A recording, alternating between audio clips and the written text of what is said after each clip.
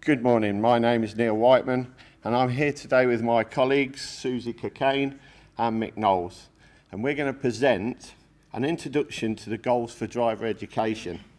So let me introduce Susie Cokayne.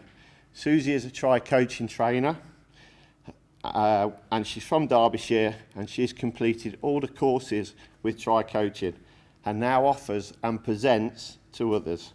She's currently working towards her audit qualification. Susie. Thank you, Neil. Oh, I forgot I've got to do that. Sorry, this is going to take some getting used to. Thank you, Neil. I would like to introduce Mick Knowles, who is an audit registered trainer for tri-coaching from Yorkshire. Mick is also an award-winning instructor trainer and creator and presenter of the DID Driving Instructors Development podcast on Facebook and co-founder of Kit Mag. Mick? Cheers for that, Susie. I'd like to introduce Neil Wightman. Neil is an audit registered trainer with tri-coaching from Leicestershire. He's also a coach and an award-winning trainer. Thank you, guys. So in 2005, a think tank, the European Road Safety Professionals, worked together to produce the EU Merit Report.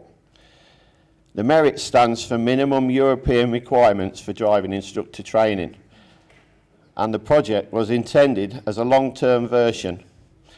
The Gde Matrix was designed as a framework of the content for driving instructor training with regard to driving behaviour and road safety. The Gde Matrix identifies 4 levels of driver behaviour: the operational, the tactical, the strategic, and the lifestyle or personal levels, and the knowledge and skills required for each one, including the risk factors and the ability to perceive our strengths and weaknesses at each level. I've got a slide up there from the Gde. It's an original framework of the Gde, and you don't need to read it at the present time. We're just showing you what it looks like, and then we will pull it apart and explore it in detail. Many people feel overwhelmed when they look at this picture, and today we are going to introduce you to the goals for driver education through a practical demonstration that will last approximately 15 minutes. Then we will be holding a question and answer session if anybody has any questions. Please hold on to them until the end of the presentation, as we will address them afterwards. Let's start by introducing you to Susie, a normal housewife with 1 child, Michael. And Susie has passed her test recently. Let's go back to one of her driving lessons.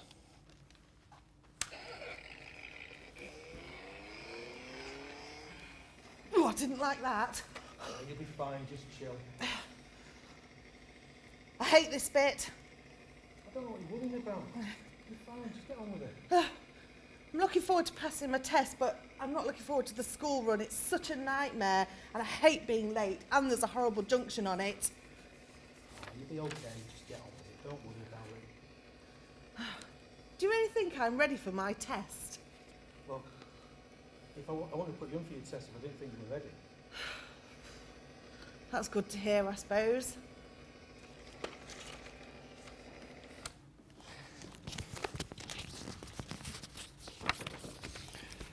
Susie has now passed her test, and she's normally very organised and plans her life well and has full control over things. Here's a picture of what we mean. The night before, Susie has everything planned and ready for the next day. Michael's schoolwork is complete and school bag is packed. She's planning to go on to shopping after the school run. The shopping list is next to her shopping bag, and the sandwiches are made for the next day and in the fridge for Susie's lunch. Now Susie can go to bed comfortable and relaxed. The next day has arrived and the alarm clock goes off, but the family wakes up late. Susie is panicking and now in a rush. She was brought up to believe that being late is very rude and unacceptable. She's worried people would judge her. Waking Michael up, the feelings running through Susie are stress and annoyance. She's not focused on the job in hand, and breakfast is on the go. And Michael and Susie miss it again. In a rush, Susie grabs Michael's school bag and the shopping bags and pushes Michael to the car. Michael! Get up! We're late! Oh. Get in, come on, just get in. Get in. Quickly.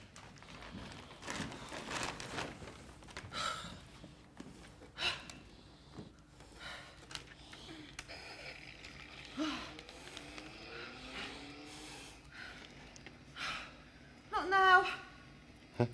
How long is this going to take? Oh, come on, Mum. We're going to be late. I've got to get to school. Not my fault. Come on, Mum. As you can see, the tension and stress are running through Susie, and she can't believe it when they come across a queue of traffic and she didn't plan her route before setting off. I don't believe it. I've lost the shopping list now. Whilst waiting, Come on, Mum. Get going. Look, I can't do that.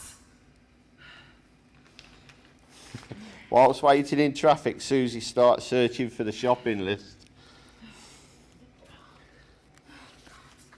I can't find it. The atmosphere in the car is now really tense. Come on, Mum. Get to school. I'm going to be late again. I'm going to get detention. It's Come not on. my fault. Just go round them. Come I on. can't. The road now is completely stopped and at a standstill, and it starts to rain, making it unclear to see what is happening. Susie tries the sat-nav to find a new way to get to school. The sat-nav shows a quicker way, but the junction is 5 cars away, and now they are waiting to turn, intensifying the situation again. The traffic starts to move after half an hour. Susie moves off and stalls. Mick pipes up in the back. You're crap, Mum. You can't even drive. Shut up. She starts the car and stalls again. Now there is laughing from the back. Susie's extremely stressed, and to top it off, the car starts beeping behind. Finally, Susie moves off 1 car away from the junction. The fuel light comes on. Susie leans on the steering wheel in tears. Now let's see how that could be different, going back to one of Susie's lessons.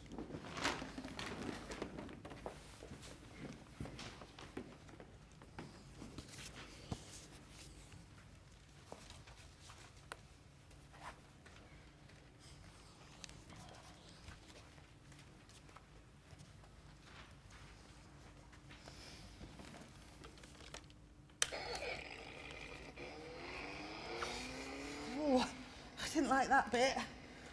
Can you just pull over somewhere on the left-hand side? Okay.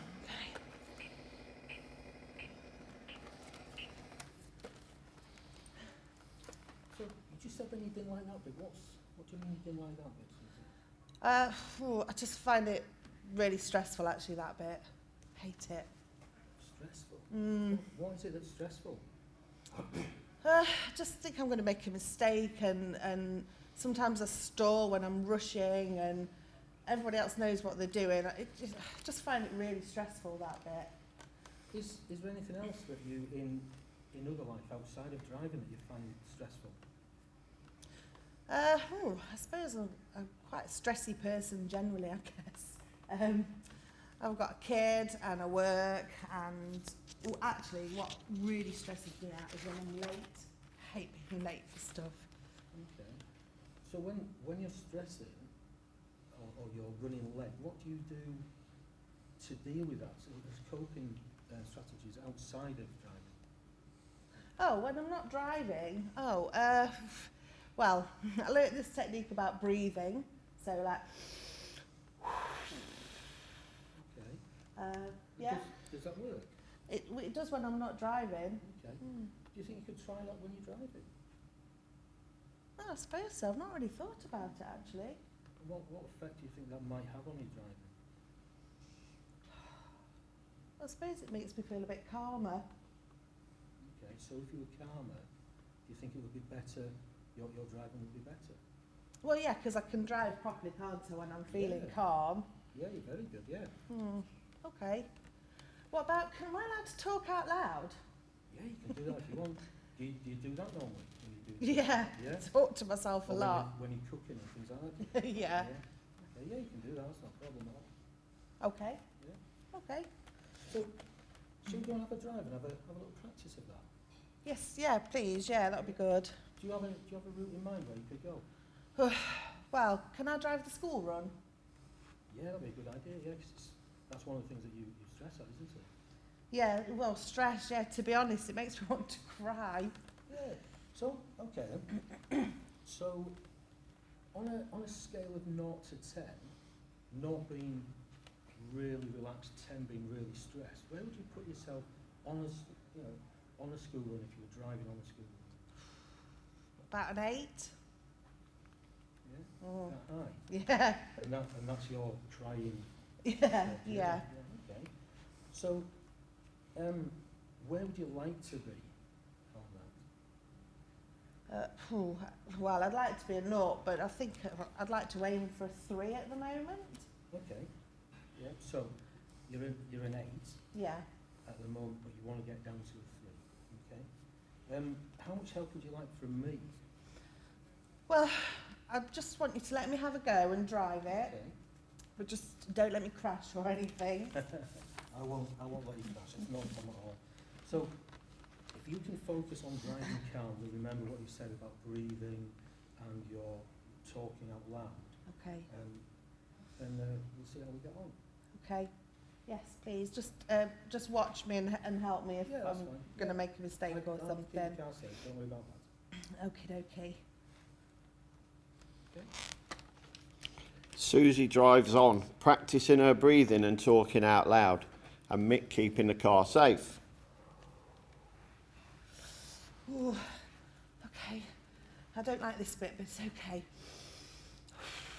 How are you going to deal with the cyclists ahead of you now? Oh, yeah. Okay, got round that okay, I'm all right. Well done, that was good.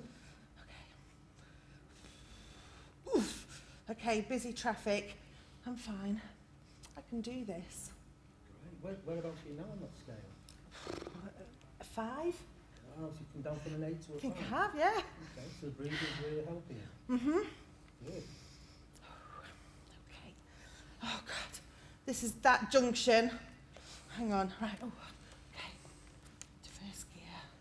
Set my gas. Biting point. Keep your feet still, Susie. Okay. Okay, that wasn't that bad. Well done, that was great. Can you just pull up over on the left-hand side, please, folks? Okay. Whew. Well done. So you've just driven that independently now on your own. I've asked you a couple of things, but mainly on your own. How do you feel now, and whereabouts would you say you are on that scale of 0 to 10 now? I think I'm a 3. Wow. So you've gone from an 8 to a 3 just from talking and breathing. Yeah. Brilliant. So, do you think you could bring this into your driving every lesson then? Yeah, I think I could actually. And in the future, once you've passed and you're out there on the roads? Yeah, I guess so. Okay. So, what do you think you need to remember about this then? Okay, so I've just got to remember when I'm on my own that I've got to just breathe, stay calm, talk myself through out loud maybe. Brilliant. Excellent.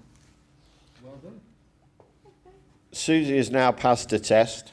Let's go back to the GDE to see how things could be different.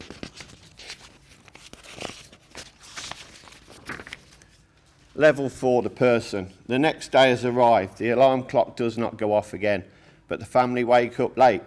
Susie stays calm. Realising what they're going to be late, she rings the school to explain the situation that has brought the family time and allows Susie's feelings to remain in the present and focus on the difficulties that might be thrown in front of them. Michael, wake up. We're late. I'm just going to call school. Oh, not again. I want the breakfast, Mum. Come on. It's all right, it'll be fine. We'll grab a bar on the way. Not again. Level 3, the journey. With the family in this more relaxed state, they can enjoy the journey. Susie's listening to the radio and hears there's an accident ahead.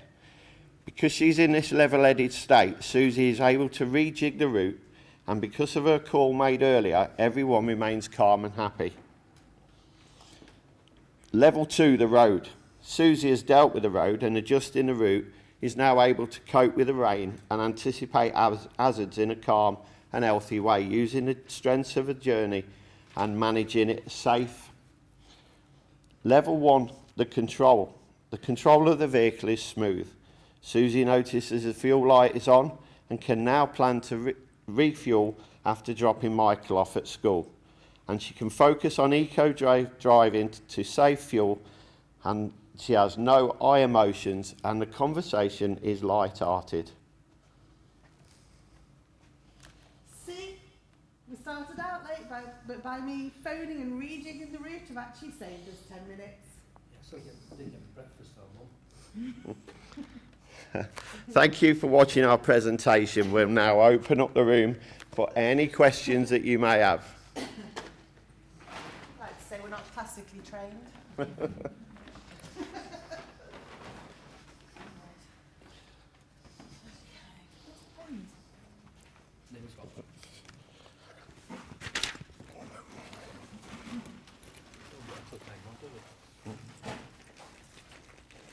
Susie, you got some, yeah? Flip that onto the GDE, Mick.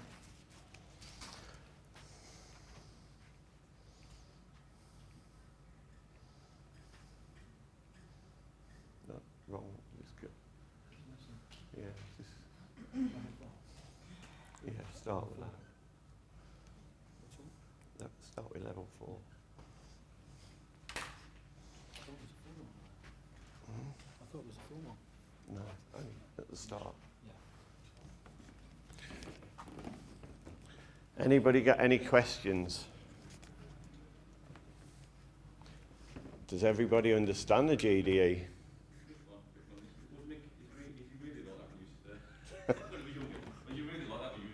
Yeah, all the time. Yeah, even had the baseball cap. They made me do it. Any questions on what you've just seen out there? Does everybody understand the GDE? Has everybody seen the GDE? Is this a new thing to anybody? Has anybody come across it before? Is it kind of a... Most people have sort of heard of it and know that we're supposed to be worrying, into our driving lessons in some way, don't they? But a lot of the times it looks so complicated. But actually, so what we've tried to do is just make it basic and relevant to real life. So we're just going to put some notes on as we go along about the different levels, really. And usually what we find is driving instructors tend to focus on levels 1 and 2. So that's sort of the car control, teaching people how to drive the car, basically. And then the road... Am I running away with this? Is that okay? And then the road, dealing with road traffic situations. But we don't often go into the next levels 3 and 4, where we're looking at the context of the journey and taking responsibility and planning the journey. And level 4, who are we? Who are we as people? What triggers us? What are our triggers? And actually, the being late as a mum one is a personal one to me. So I have to be a bit aware of that and manage that. Guilty as charged. So let's take us back now to the very first driving lesson when I was in the car with Susie. What sort of help was I giving Susie? None. It wasn't. All it was, in fact, what was I saying? Yeah. When she asked about was she ready for a test, what did I come out with then? Sorry, say again? Yeah. Okay. So there was no real help there for Susie, was there at all? It was just, yeah, you'll be okay, get on with it type thing. Yes. Yeah. And I I was on my own agenda. I wasn't listening or paying much attention to Susie. I was just doing what I wanted to do, basically. Good. So we then had being late in the car, so late to school. What did you pick up from that? Susie gets very frustrated. Okay. So That's not true to form. Susie getting frustrated on her way to school because she's late, there's queue in traffic, etc. You know, this is an everyday occurrence, isn't it, that we as drivers come across daily. Okay? So I thought you were going to say something. No? Sorry, can you speak up? The kid was trying to get her to do things that she shouldn't because he was stressed. Yeah. So because I was in the back telling her to get round and all the rest of the stuff, putting her under more pressure as well, you know, telling her to go around queuing traffic and stuff like that. I'm so bad.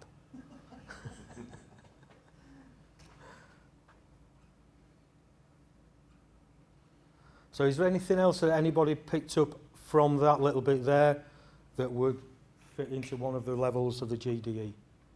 Does anybody recognise this? Do you ever have moments where everything's going well, and you know when you leave home, and you're all right actually sometimes, you've left home and it's fine, and then you drive down the road, somebody reverses off the driveway in front of you, and you go, no, it's fine, you carry on. So you carry on with your journey, and then a bit further, somebody else comes around the corner really quickly and nearly clips you, and you go, no problem, carry on. And it's starting to drip a little bit, and actually where you started out okay, then some comes around the corner and cuts you up, and you can end up in quite a foul mood about it, and then you start to swear a little bit under your breath. And then actually, your driving can change just purely because of the mood that you're now in. So if you compare that to being in a really good mood, it's a nice sunny day, you've got your tunes on, you get to a junction, it's really busy, no, please, after you. And then you're happy to wait for your gap. You might actually take a safer gap and make a safer decision than when you were actually in that kind of a mood. So that's really what we're talking about, is that knowing ourselves and how our behaviour can be affected in the car and how our driving can be different. And through that self-awareness, we can actually start to make those decisions like the second Susie did when she was, okay, I know I'm going to be late, but if I just plan ahead a little bit, it doesn't need to be a complete disaster. And actually it worked out really well when she did that.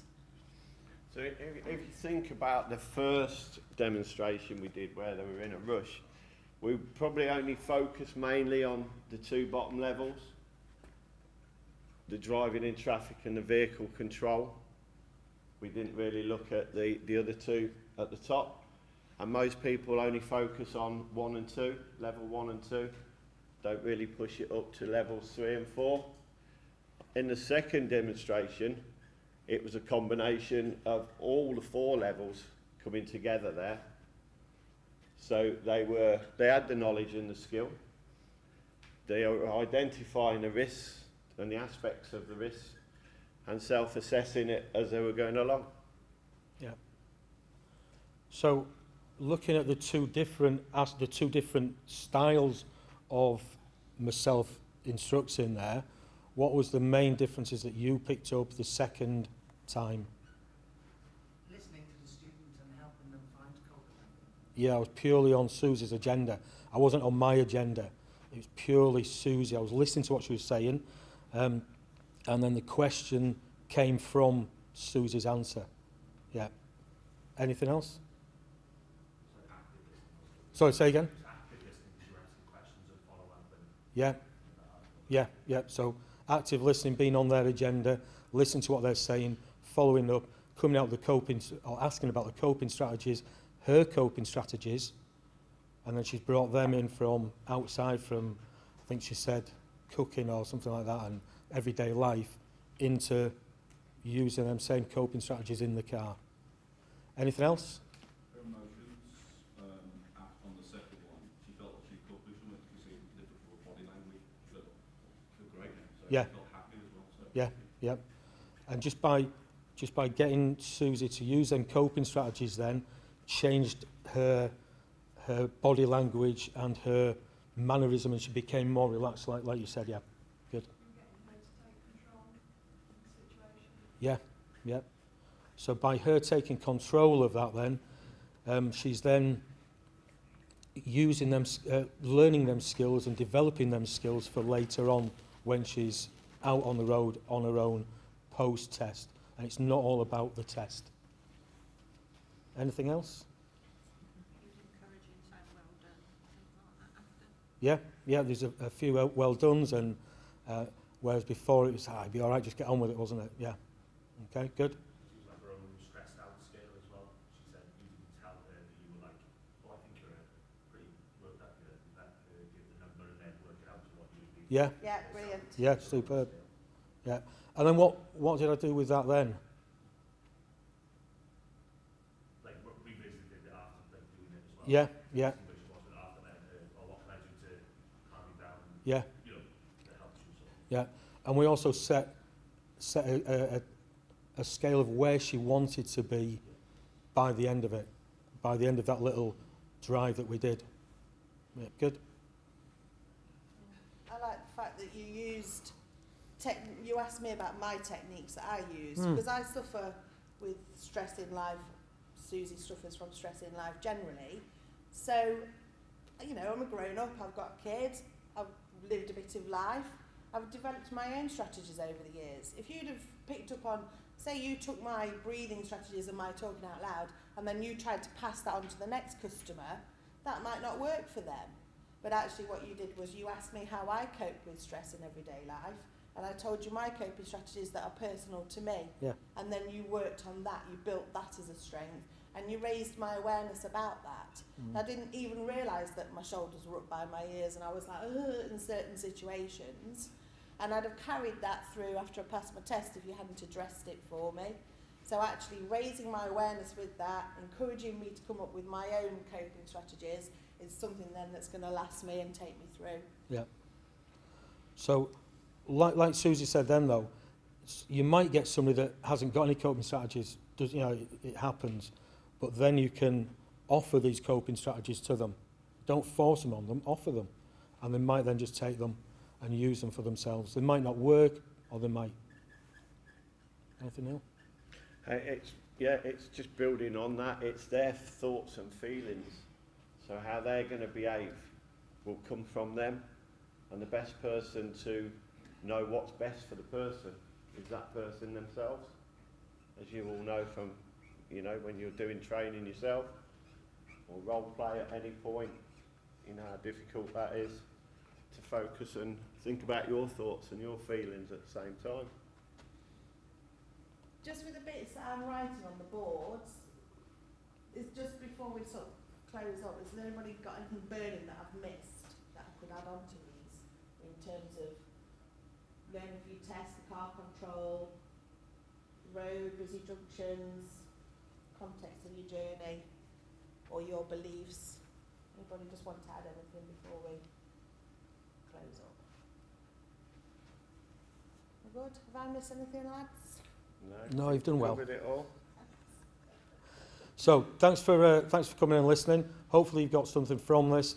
If you want to come and speak to us, we will be in here packing up for a little bit, but then you'll be able to find us in the main hall where the all the stands are. I'll be on the kit mag stall, and Susie and Neil won't be too far away either. Okay, so come and see us, have a chat with us if you've got any questions. Thank you. Thank you. Thank you. Thanks, guys. Woo. Total Drive is an award-winning driving instructor app for independents, multi-schools, pupils and parents. The app includes a powerful diary, free lesson reminders, progress records, reflective logs and more. Total Drive is proven to help instructors earn more, work smarter and improve pupil pass rates. If you're a driving instructor, you need to try Total Drive by starting your completely free 30-day trial at www.totaldrive.co.uk.